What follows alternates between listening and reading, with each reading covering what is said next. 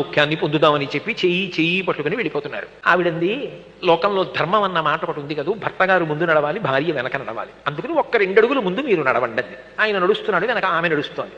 ఆయన నడిచి వెడుతుండగా ఆయనకు ఒక బంగారు గొలుసు ఒకటి అక్కడ కనపడి, ఆయన ఏం చేశాడంటే టక్కున కాలుతో తొక్కిపట్టి, అమ్మ బాబోయ్ బంగారం గొలుసు, ఇప్పుడు ఇది మా ఆవిడ కానీ చూసిందంటే, ఏమండోయ్ బంగారం గొలుసుని చేత్తో పైకి తీస్తుంది, గొలుసు తీసిన తర్వాత మళ్ళీ బంగారం గుర్తొస్తుంది, బంగారం తర్వాత సంసారం గుర్తొస్తుంది, ఇది మళ్ళీ వెనక్కి వెళ్ళడానికి కారణం అవుతుందేమోనని కాలుతో తొక్కి నించున్నాడు. ఆవిడంది, ఆగిపోయారేం, ముందుకెళ్ళండి అంది. ఆయన అన్నాడు, లేదులే వస్తున్నాను, ఒక్క అడుగు నడు అన్నాడు. ఎందుకంటే ఆవిడ ముందుకు వెళ్ళిపోతే కాలు తీసేసి వెళ్ళిపోదాం, ఇక చూడదని. ఆవిడంది, ఇంకా మీకు బంగారం గొలుసు కనపడుతోందా? కలిసి నడిచినా, ఆయన ముందు నడిచినా, ఆమె 2 అడుగులు వెనక నడిచినా ఎవరు పండుతున్నారు? ఆ పండడం చేత కానప్పుడు ఇంకా ఆవిడ మీద అనుమానం. నిజానికి ఆవిడే పండుతున్న ఆయన కాదు. ప్రస్థానం ఇద్దరు సమానంగా చెయ్యగలగాలి, లోపల సమానంగా పండాలి. అందుకు పరిణయం